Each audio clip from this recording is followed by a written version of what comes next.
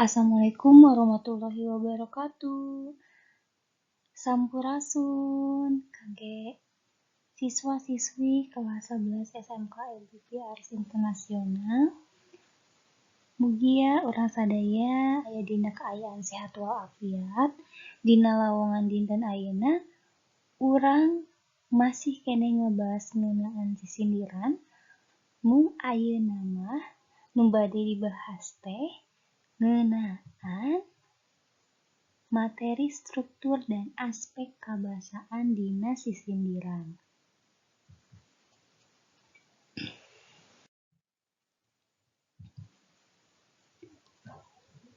Tujuan pengajaran dina dinten ayeuna anu kahiji, peserta didik melalui menyimak video di tautan CBT mampu menganalisis struktur dan aspek kebahasaan dari sisindiran secara kritis. Peserta didik mampu menyusun teks sisindiran, yaitu dalam bentuk rarakitan dan paparikan, sesuai dengan struktur melalui kegiatan di lembar kerja yang ada di CBT sekolah dengan benar, tepat, dan jujur. Peserta didik mampu melengkapi teks sisindiran sesuai dengan struktur dan aspek kebahasaan melalui kegiatan di lembar kerja yang ada di CBT sekolah secara kreatif dan teliti.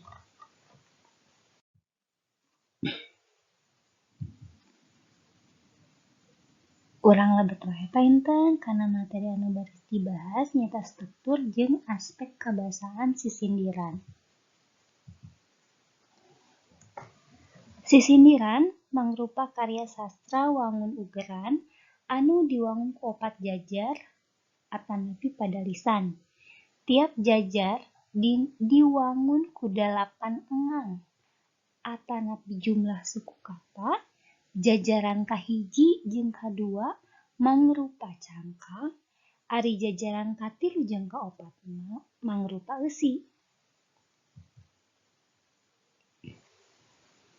Upama nilik wangunna, sisindiran teh kauger dibatasi ku purwakanti, jumlah engang dina unggal jajar, jeung jumlah padalisan dina unggal pada.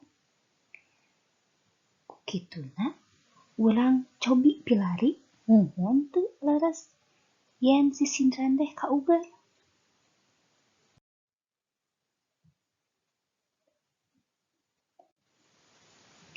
Ayeuna urang tingali heula dina wangun rarakitan. Di dieu aya conto, mun teu tulus kapaseukna, kapancirna oge hade. Mun teu tulus kalanceutna, kaadina oge hade.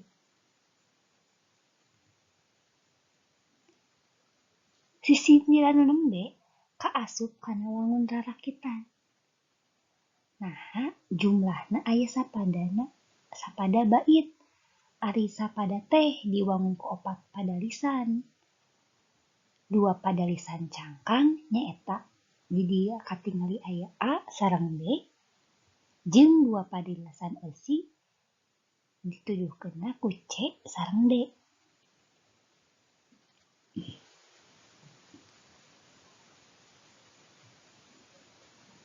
Disebut rarakitan lantaran kecap mimiti nyaeta mun teu dina padalisan kahiji sarua jeung kecap mimiti mun teu dina padalisan katilu.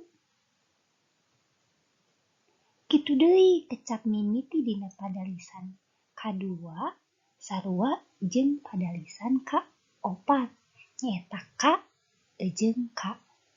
Jadi ciri utama tina rarakitan mah kecap mimitina teh kedah sami. Kartosnya tah salian ti eta ciri nu sanes dina rarakitan teh nyaeta diwangun dina sapadalisan teh ku 8 engang sareng tungtungna teh kedah ngarakit pami anu padalisan kahiji A, anu katiluna ge kedah A. Pami anu kaduana E, tangtos anu kaopatna ge kedah E.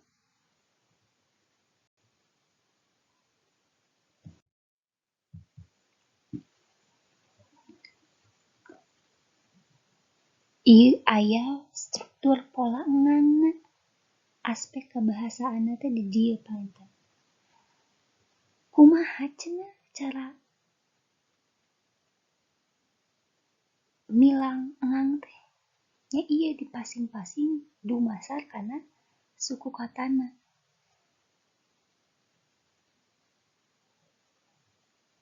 Padalisan kahiji dimimitian ku engang mun teu tulus ka paseukna. Anu kadua ka pancirna OGHD. Anu padalisan katilu mun teu tulus ka lanceukna ka a dina OGHD. Tah janten pami urang ngabilang jumlah engang teh ku cara misah-misahkeun suku katana teh nyata engangna teh ya. Kumaha tos ngartos? Nah, urang lajeng dina sisindiran paparikan. Nah, sami atanapi benten sareng rarakitan teh. Pami benten naon anu ngabentenkeunana? Ieu tos katawis conto sisindiran paparikan. Upami sakilas ningali wangunna mah sami aya 4 padalisan dina sapadana. Dengan saukur kitu padalisan kahiji sareng kadua sami disebatna cangkang. Padalisan katilu sareng kaopat sami oge siga rarakitan disebatna eusi. Anu ngabentenkeunana nyaeta dina kecap mimitina. Upami paparikan mah kecap mimitina teh henteu kedah sami. Di dieu oge bebentenan anu kahijina atanapi padalisan kahijina aya, anu kaduana aya, anu katiluna kedah, anu kaopatna di dunya. Pan benten sadayana ge janten pami paparikan mah kecap mimitina teh teu sawios benten oge. Terus naon atuh anu ciri khas tina paparikan? Ya sami paminten paparikan ge pangkerna mah kedah sami atanapi kedah padeukeut sorana teh. Upami padalisan kahiji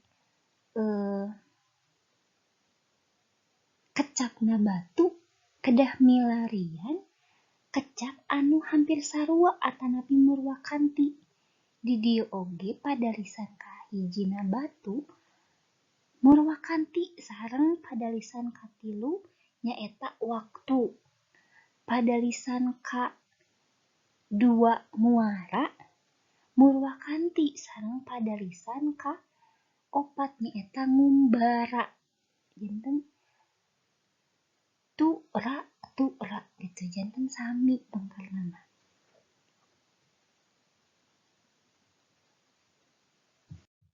Lajeng ieu painten cara ngolah engangna. Pami engang mah sing horeng sami wae, kedah aya 8 engang. Sapertos tadi ngitung nama a, ya, lu, mut, di, na, batu.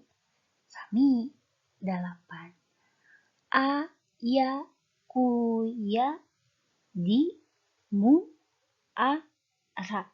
Aya 8 oge. Anu padalisan salajengna katilu. Kedah, tu, mut, ka, na, waktu.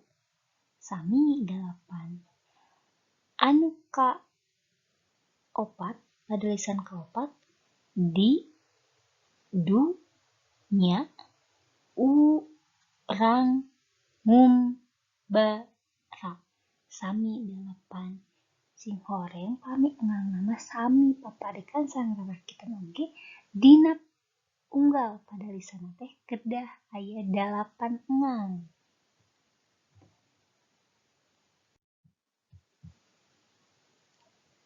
Lajeng kumaha apami wawangsalan bentukna?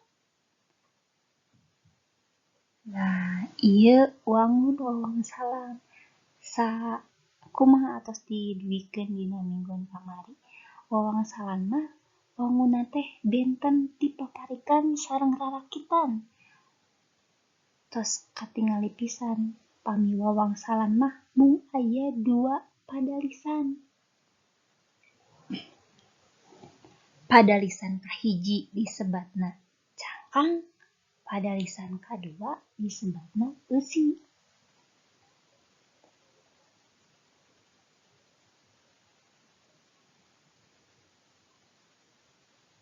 Dina wawangsalan wangunna teh siga tatarucingan teh sapertos tos dijelaskeun. Kecap anu dimaksud teh disumputkeun tur kudu diteangan dina cangkangna. Nu sorana deukeut atawa murwakanti jeung kecap nu dimaksud teh. Dina wawangsalan anu disebut cangkang teh padalisan kahiji. Ari eusina padalisan kadua.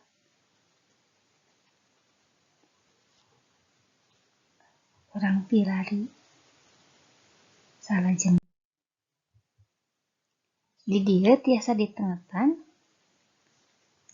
tina contoh wawangsalan gedong ngambang di sagara, ulah kapalang nyabela. Kumaha cara kangge mendakan eusi tina wawangsalan ieu? Gedong ngambang di sagara aya unsur tatarucingan. Naon ari anu dimaksud ngambang di sagara teh? Barang naon anu siga gedong anu sok ayana teh di sagara? Sagara teh naon? Sagara teh laut. Tah, tos kabayang panginten naon anu sok ngambang di lautan? Eusina aya sempalanana dina padalisan eusi, ulah kapalang nyabela. Jawaban tina wawangsalana teh tos kapendak nyaeta kapal. Tapi kecap kapal teh disumputkeun dina kecap kapalang anu deukeut sorana atawa murwakanti tea. Kumaha tos rada kahartos kumaha ngabentenkeun antawis rarakitan sareng paparikan kedah sabaraha engang dina unggal padalisanna, kedah aya sabaraha padalisan dina unggal padana, kedah kumaha nangtoskeun jumlah suku kata tadi tos dijelaskeun sareng kedah kumaha nangtukeun sora vokalna painten. Teras dina wawangsalan kumaha carana supados tiasa ngajawab patarosan dina wawangsalan. Mugia penjelasan nembe tiasa dipikahartos ku hidup sadaya, bilih mah teu acan ngartos, mangga tiasa ditonton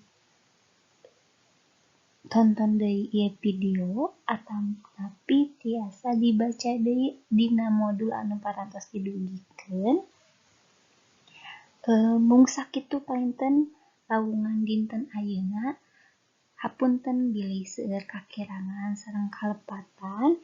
Wabillahi taufiq wal hidayah. Wassalamualaikum warahmatullahi wabarakatuh. Hatur nuhun sadayana.